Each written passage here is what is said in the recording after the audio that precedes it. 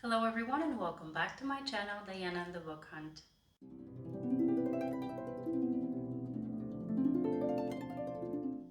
In today's video, I really want to focus on some amazing women in romance fiction because on the 8th of March, it's International Women's Day, and in the country where I'm from, this is a really big holiday for all women in the country, and I hope that everyone in the world kind of gets to commemorate this because we definitely deserve the spotlight, not just one day, but many days throughout the year.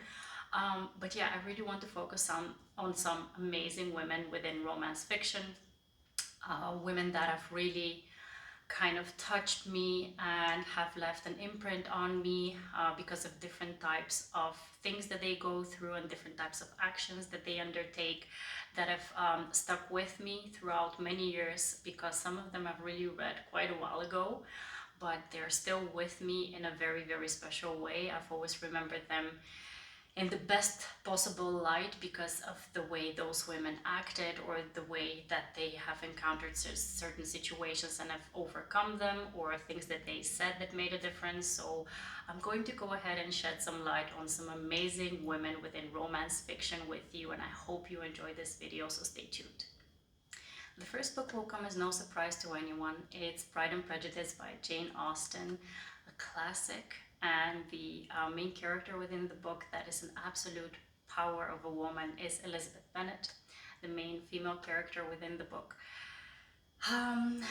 There are two things that I often wonder about when I think about this book. The first one is not really wondering, but really appreciating the fact that I've been born in an era where my voice as a woman counts, and my opinions, if I'm in the right environment, matter and can be respected. And also that I can actually work on achieving my dreams and follow my ambitions and really feel to some extent, to some level, equal to the male population. So I'm definitely really appreciative when I think about Pride and Prejudice and the era that was depicted then, that all those things were really not available. So I really don't want to take my privilege for granted, and I'm thankful that these books really open up my eyes to what I should appreciate for the life that I'm living in.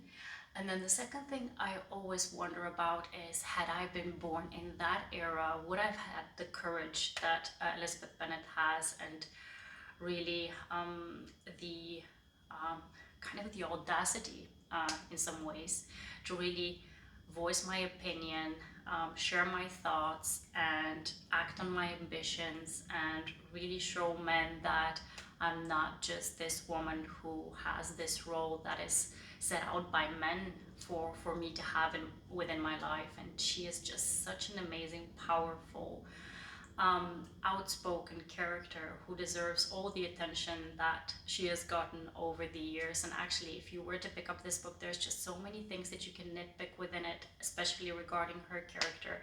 It's just such a rich character, such a rich story, a romance, just an amazing, amazing book. I read it quite a few years ago. I've reread it in the meantime as well. I have a very cute copy at my mom's place that I'm going to have to pick up soon. And yeah, I would be rereading this story for many, many years and many times, because it's just an amazing gem of a story. And I definitely recommend it if you haven't read it yet, although I think that it's kind of mandatory reading for most people nowadays. But yeah, definitely just chef's kiss.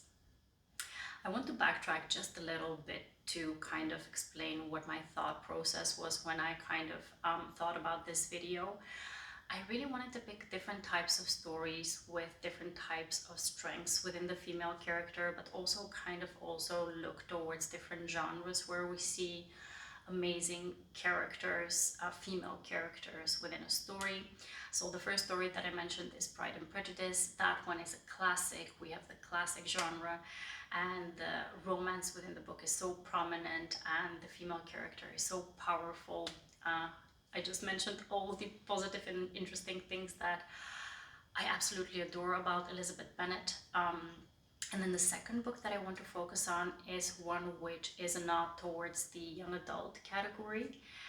And within this category, we have The Hunger Games, which is by Suzanne Collins. It's quite a well-known series, and the main character within the book is Katniss Everdeen. She's a young adult, and she deals with a physical, a political, a personal battle within this world that she lives in, and she has to overcome so many obstacles. She falls in love, she is betrayed, she is thrown into action, she needs to physically defend herself. There's just so much badassery about that character, and so much growth, because she starts off as being a young adult who is a provider for her family, but she obviously has this little world that she lives in. But when she's thrown into the Hunger Games, she develops her character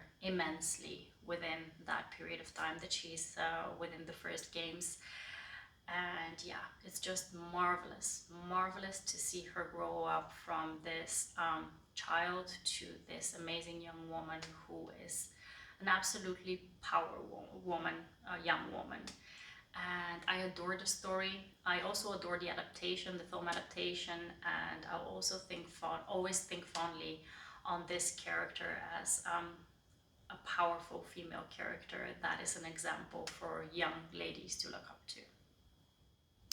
The third book that I want to focus on is by a newly favorite author of mine, Taylor Jenkins Reid. I've talked quite about Daisy Jones and the Six by this author, but the book that I want to discuss in this video is The Seven Husbands of Evelyn Hugo, because Evelyn Hugo within this book is just the most marvelous female character that I've read in quite some time. She is a powerhouse of a woman living in the 50s and 60s. She is this movie icon, a self-made actress, and kind of a movie icon. And she has so many obstacles that she encounters within her life, specifically within her love life. I don't want to disclose too much about the story because it will give too much away and it won't be enjoyable for you. But if you haven't picked this book up, it has such a strong, a specific representation within the story, specific representation of character and strength within a character, that it just leaves you breathless in the end to think of how much this woman has endured and how much the world has tried to take from her, but she has tried to maintain that last piece of dignity and of kind of the last piece of her life within her, with a secret that she has been keeping for all her life, and then in the end she wants to share it with everyone. That just showcasts an amazing kind of resolve to have control over one's life, and I absolutely adored her for it. And even though she's a flawed character, she is by no means a good character.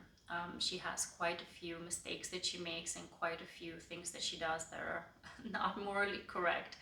I still adored her in the end, and I think that many people do. So this book, if you want to read about an amazing woman within Hollywood, it's just one of the best books that you can pick up. So if you haven't done so already, please do. There is no way that I was going to do this video and not include one of my favorite authors' works. It's Kennedy Ryan's Long Shot, which is off of her Hoop series. This book I picked out because the woman within the book, the female character, deals with an abusive relationship, and it really showcases how women can be put in a situation where they are made to feel their weakest and at their lowest, and they can be degraded and totally disrespected, but they can still come out as a victor, and they can still fight to regain their dignity and the respect that they deserve.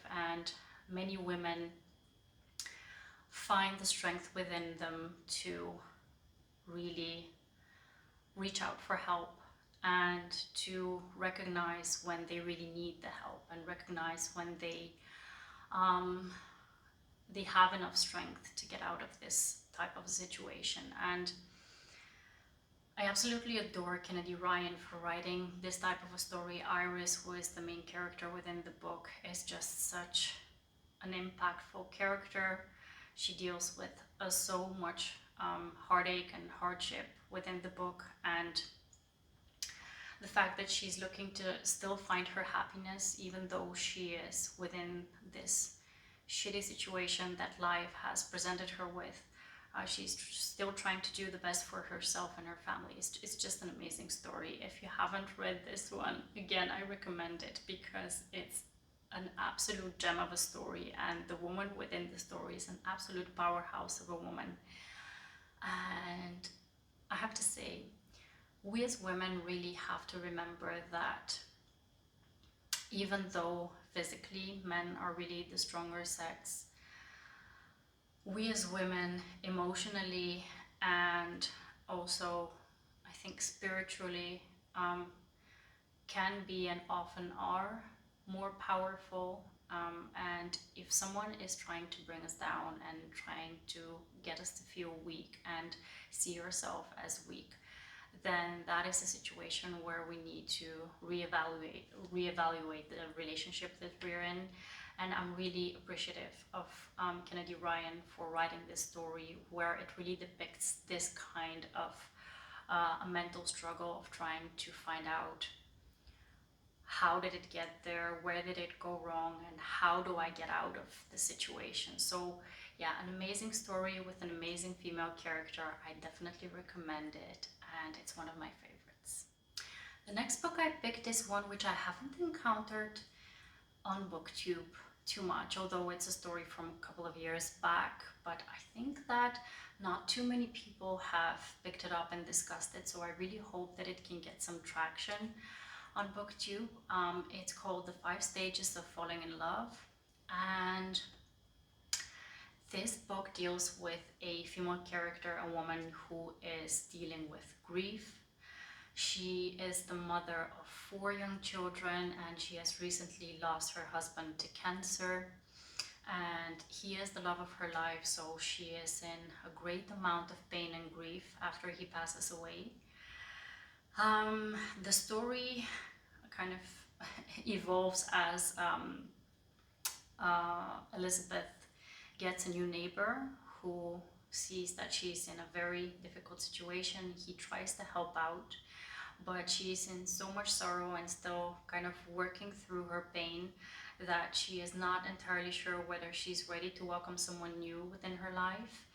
And this type of story again showcases how much strength a woman can have when she has just lost like her sole supporter, her biggest rock within her life, but she needs to keep on going because she has 4 kids who are relying on her, and also she is young, so she still wants to live, she still wants to experience happiness and positive emotions and thoughts, and I really enjoy seeing her kids grow up. And this situation is drowning her, and there are so many instances in real life where this happens, and in this book we see how amazing it is that a woman can work through that grief and work through those emotions and really pick herself up and be the best that she can be for her children and for the people around her. And it just left such a great impact on me to read this type of a story. And again, it hasn't been promoted too much on BookTube, and I really hope that a lot of people pick it up because it was heart-wrenching but also heartwarming in many ways. And the main character, who is the guy within the book, he's just such a gem, and I definitely recommend it if you want to have kind of an emotional epic romance. It's a bit of a slow burn, I believe. I still remember that it was a bit of a slow burn, but that's absolutely fine for this type of a story. It actually requires it, I think. But it was an amazing story, so definitely pick it up. The last book that I picked for this video is by Kristina and Becca Ritchie. It's called Amour, and I think that they rebranded this book, actually the entire duet. They have new titles for them and they have new covers for them, but I'll always remember this book as Amour, and I think that the cover is also more beautiful than the new one. And I picked this one because it has an amazing young woman who is an athlete. She's an acrobat and she wants to perform at this world-renowned circus, which is a kind of a Cirque du Soleil type of a circus in Las Vegas.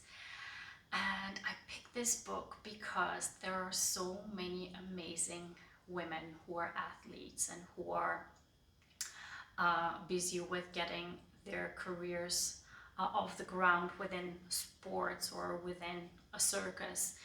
And it's such a competitive and such a small world, really, and many of them really don't see any prospects outside of that specific world because it's their dream to become an acrobat within a circus or a sportsman or an Olympian or whatever. And it just asks for so much determination, so much ambition, and so much sacrifice health-wise, but also kind of losing touch socially with family and with friends and not being able to go to school regularly. It just really asks so much of the person to become who they want to be. And that really shows a lot of character. And the main character, the woman within the book, is just so focused and so determined to become who she wants to be. And in the start of the book, really, it looks like she is not going to be cut out for what she is wishing for, but she really works her ass off to get there. So it's just such an amazing story, and I love the setting of the book. I love the romance within the book. It was such a marvelous read. The second book is also a marvelous read, but if you haven't picked this one up yet, it's one of my favorites. I definitely recommend it. Before I wrap up this video, I really want to take a minute to show my appreciation towards a couple of women within Booktube, within the community, that have really made me feel like this community is the best. And they are very outspoken about certain topics.